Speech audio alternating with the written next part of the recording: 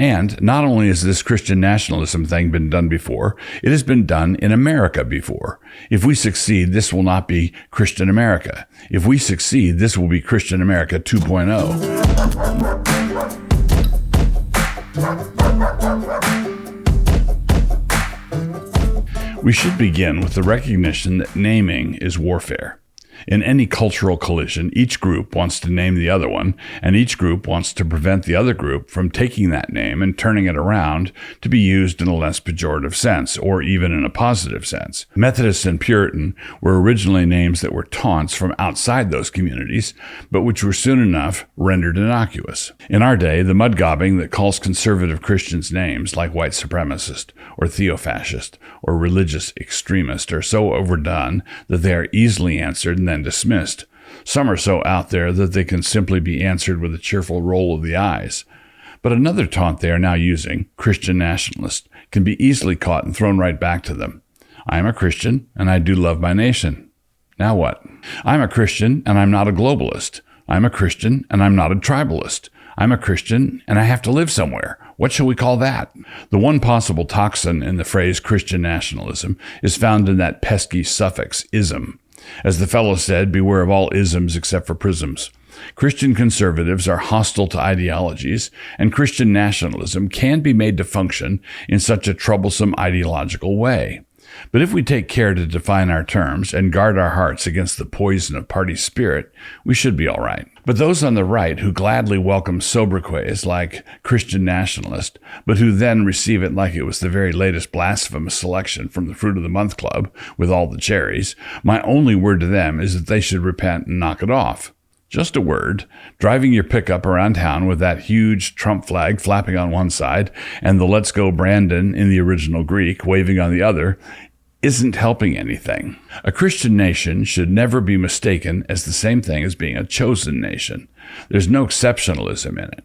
In the Old Testament era, Israel was God's chosen nation, and the other nations were not. But in the era of the New Covenant, the commandment that Christ left for us meant that we were to disciple all the nations. The first Christian nation, which was probably Armenia, was not an only child. She was simply the eldest, knowing that there were going to be lots of other kids. And as that family fills out, God doesn't want us squabbling about which one is the greatest, any more than Jesus wanted his disciples to argue about that same thing on the road to Jerusalem. So the quote-unquote American exceptionalism of the neocons is actually the idolatrous construct. What we are urging is simply one more Christian nation among many, and to God be the glory. Secular nationalism recognizes no authority above itself, and hence is in essence idolatrous. Christian nationalism recognizes a transcendental authority over all nations, an authority that is before time, above history, and entirely outside the world, and which views all our haughtiness as risible Ozymandian hubris. Quote, "Behold, the nations are as a drop in the bucket, and are counted as the small dust of the balance. Behold, he taketh up the isles as a very little thing." Isaiah 40:15. In the meantime, down here on earth, you cannot teach children to have respect for other cultures by inculcating in them a contempt for their own. A son who honors his own mother deeply is going to understand why another honorable son wants to honor his mother. That makes good sense to him. A man who loves his American heritage in the proper way is going to understand and appreciate it when an Englishman loves his, and a Korean loves his, and an Israeli loves his, and an Argentinian loves his, as they are all supposed to. Those who attempt to tear down respect for our own institutions are actually setting in motion a contempt for all institutions everywhere, and so then no one should be surprised when an alumnus of this multicultural curricular farrago heads down to their alma mater in order to shoot up the cafeteria. While it is true that both jingoism and nihilism start at home, so does respect. Respect and honor are learned when kids are little, and if you fail to teach it at that point, you are the one graduating fascists and anarchists. Mere Christendom is not Christian nationalism. Mere Christendom is the sum total of lots of smaller Christian nationalisms. If we were in the business of using red baseball caps as a way of spreading our views, we would not opt for the MAGA hat. Our adversaries are trying to fit us out for a MAC hat. Make America Christian. Our reply to this is that if we are going to say it with hats, we would come up with a MACA hat, Make America Christian Again. I italicize again for a reason. The thing we are trying to accomplish is not an attempt to square the circle. It has been done before. In fact, it has been done multiple times before. The first Christendom had a run of over 1,000 years, which I call pretty good.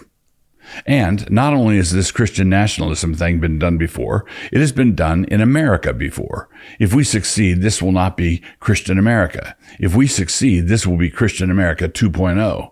This will be Christian America again. This will be America as the prodigal son, tired of the pig food, coming home to his father. Whatever else you say about church establishments at the state level, and there is room for criticism, you cannot say that it is unconstitutional. Out of the 55 men at the Constitutional Convention, 50 of them were Orthodox Christians. In one survey of the political literature of the founding era, it was determined that the Apostle Paul was quoted at the same level as were Montesquieu and Blackstone, and Deuteronomy was quoted twice as much as John Locke was. Driesbach, Reading the Bible of the Founding Fathers, page 66. One of the names for the war in English was the Presbyterian Revolt, and on the floor of Parliament, Horace Walpole said that, quote, "Cousin America has run off with a Presbyterian parson," referring to Witherspoon.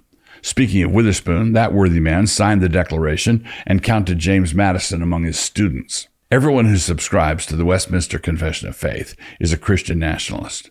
This even applies to the American version of the Westminster, which muted the high-octane Christian nationalism of the original British version. In the original, it says that it is the duty of the magistrate, quote, "to take order that unity and peace be preserved in the church, that the truth of God be kept pure and entire, that all blasphemies and heresies be suppressed, all corruptions and abuses in worship and discipline prevented or reformed, and all the ordinances of God duly settled, administered, and observed." WCF 23:3.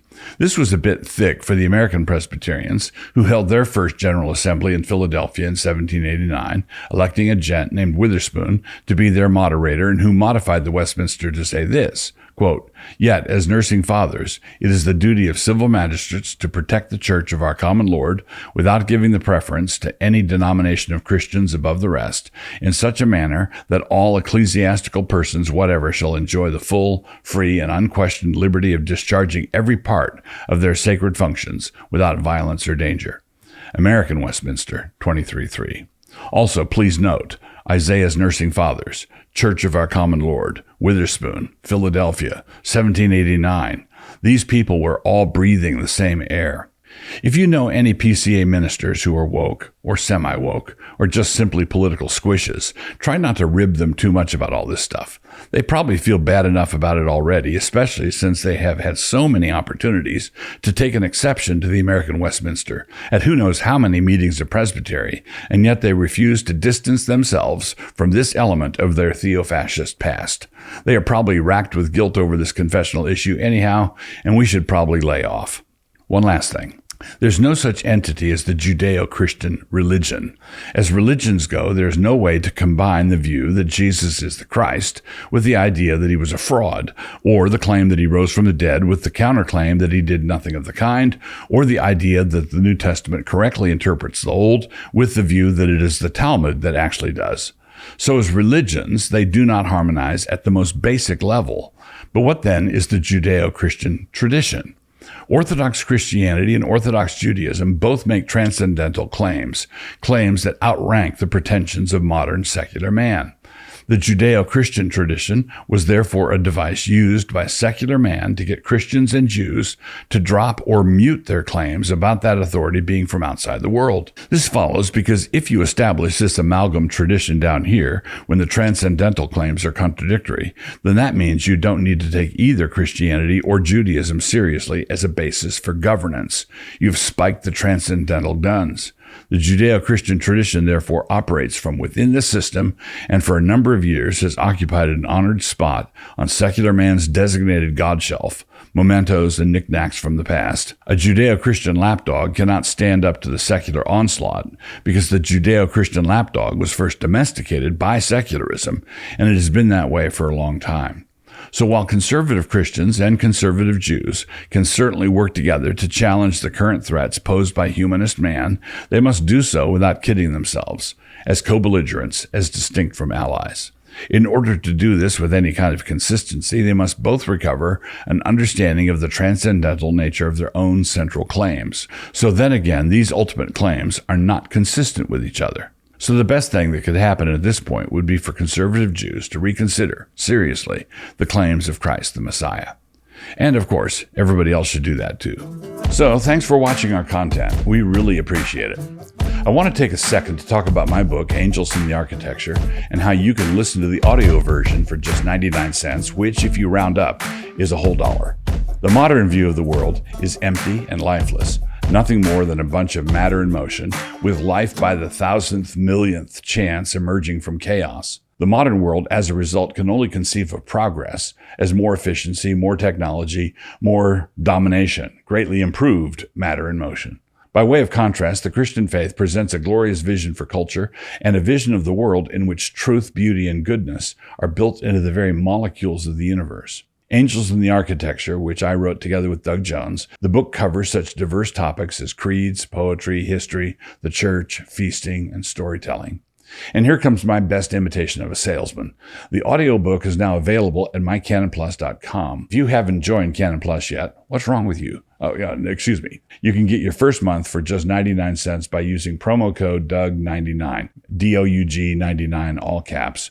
My name is in there not as an ego thing. We're just trying to help you remember it.